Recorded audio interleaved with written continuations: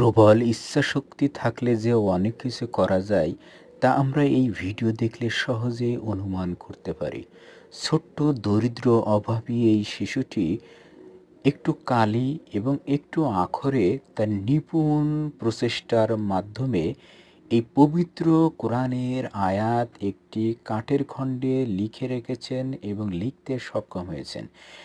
আমাদের দেশের শিশুরা যখন মোবাইল ফোন সহ অন্যান্য যন্ত্রাংশ নিয়ে খেলাধুলায় ব্যস্ত থাকে, তখন দরিদ্র প্রধান দেশগুলোর এই শিশুটি শুধু কোরআনের আয়াতটা এমন নিখুঁত, সুন্দর, চমৎকারভাবে লেখেই না শুধু, আবৃত্তি করেন মনোমুগ্ধকর কণ্ঠের জাদু দিয়ে।